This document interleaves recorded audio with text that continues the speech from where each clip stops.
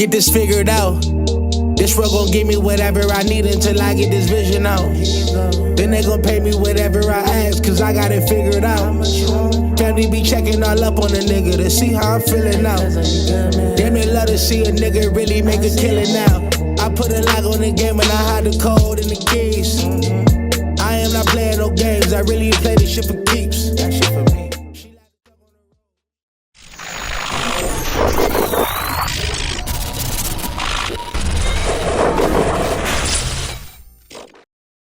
MaddenHeadz YouTube. What's going on?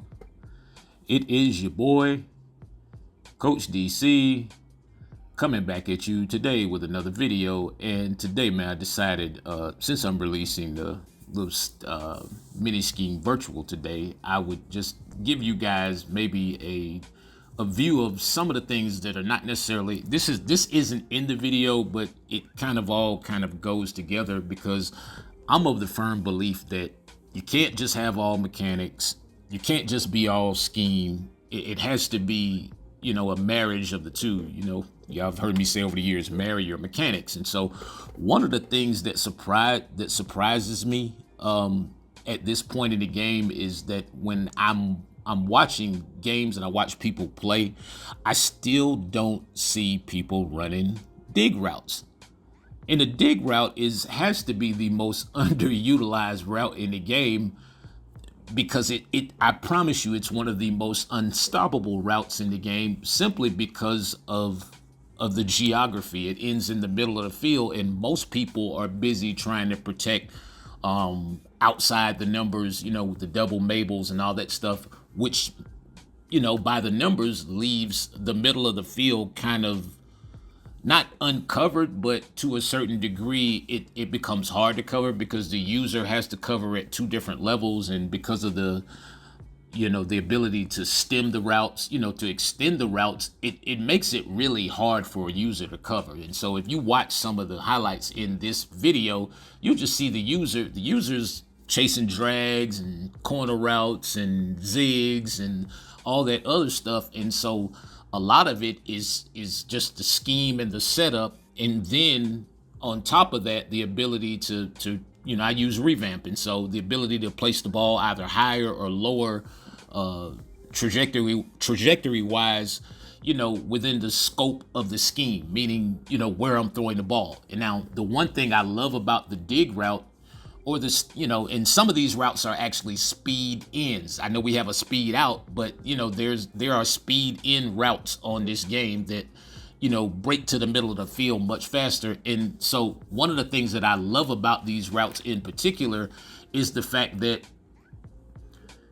you can't really, there's no give or no tell on the route or until it happens. It's like, it looks like a streak until it's a dig, until he makes that break on the inside. Another thing that I love about the route is the fact that it breaks flat to the post, and so it creates some really good space in between the safeties and in the corners or the linebackers, anybody that's lurking underneath. And so as a user, if I stem a dig route to 20 yards, it's difficult for a user just to kind of hang out somewhere and then get back to 20 yards in the middle of the field, especially when he doesn't know which side it's coming from. It's like you have to kind of sit there and you're kind of in no man's land up until a certain point as a user. And then once it happens, it just happens. You have to react and react fast. And so a lot of people don't necessarily have the user skill to be able to make those kind of breaks and make those kind of reactions. They have to rely on the AI. And so to me, when you have to rely on the AI, that's always a 50-50 thing. And so it's not like, I always make this point to people. It's like when people say that the zones are bad on the game, indeed they are. The zones are bad on the user games. So for all of you people who say that the zones are bad, give this some thought. If you play the computer, the zones, and you're playing just strictly playing a game against the AI at the highest level, you see how good the zones can play. You can see that they kind of bounce in and out, and they match certain routes, and sometimes they'll match them, sometimes they'll pass them off and jump down to another route. And so that's the way the game should play regardless. You know what I'm saying? Whether it's a user versus user game, or whether it's a AI versus AI game, whatever the case may be. But for me, the dig route is probably the most problematic route on the game, just like I said, simply because you can't see it coming. You can guess, in the fact that you can give any receiver on the game, basically you can give any receiver on the game a dig route. I mean, or in breaking route like that, you know, the up and in, if you don't know what a dig is. And so it's just like time after time, situation after situation, it's like, if you can be successful throwing this route, and then you start to make the user indecisive, and they have to sit there in the middle of the field and wonder, okay, dude, I don't want to, you know, they don't want to commit too much to the underneath routes, then to me that opens up the underneath routes. It's really, like I said, one hand washes the other. And so you just have to come up with, you know, a scheme that varies. You don't always have to throw it to the same person. Like I said, the dig to the tight end is just as effective as a dig to the wide receiver. The dig from the slot is just as effective as a dig from an outside receiver. Even to a certain degree, on some cases with the running back, you know, you can give the running back, you know, that in-breaking route and then motion him out and then stem it up. It's like I said, man, it's so many different options, and it just provides some really great deception. Again, the fact that it breaks flat to the middle of the field, it kind of, in a way, it prevents the safety from being able to, you know, come down and play the route aggressively. A lot of the times the safeties are in a deep third, and if you really know how to set the routes up by running a streak, you know, in front of it, or a streak that goes, you know, deeper than the actual dig route itself, you know, if you can throw the ball with timing and maybe highball it, you know, sometimes you may have to lowball it.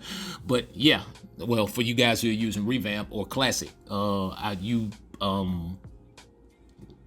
placement and accuracy, guys, you know, yeah, I'll let y'all figure that one out. I'm only kidding. But yeah, man, it's just, I'm telling you, if you put this route in some of your route combinations, and to me, it's almost a kind of a check down route. It's like having a 20-yard check down. It to me is similar in consistency to the curl route. You know what I mean? And so the curl route is a route that sits and finds spaces in between the zones. And so even with the receiver's route running, you'll notice that you can give a receiver the same route, but he'll run it differently according to, one, how he's played by the defense, but two, according to his route running. You guys really have to start paying attention to the route running, because better route running means faster routes, better, more concise breaks in the routes. And so a lot of times when you see your guys who are just jogging and then they run into another guy and bump into another guy, that's because of route running. It's simply because they just lack the ability to navigate, you know, in those not necessarily small spaces, but they just don't have the awareness, I'm guessing. Part of it's DDA, of course, but they don't have the awareness to navigate, you know, within the spaces within the zone. Excuse me, that's what I'm trying to say. And so you see right here, like, I can bring a receiver in motion. I can bring a receiver in motion, and then that little speed in kind of dig route to the tight end right there, you know, you can stem it up, you know, maybe run it over the top of the slant route or the down stem post, and then you just see right there, you just, by the time, and the route definitely gets separation. Especially if you have a superior route runner to the defender against man-to-man, the route definitely gets separation. And really, for me, that's how I judge routes. I always judge routes first against what do they do against man-to-man, because if they beat man and you can figure out how to get them open in a zone, then now you're really working with some stuff. You know what I mean? You can give yourself way more options, you know, than the standard flat street corner, or, you know, street post drag, you know what I mean? And so it's just different combinations that you can use this stuff with. Again, being able to utilize the high pass, I'm suggesting you guys really try revamp for real. But yeah, once you figure it out, man, you'll know what to do. Anyway, man, it's your boy Coach.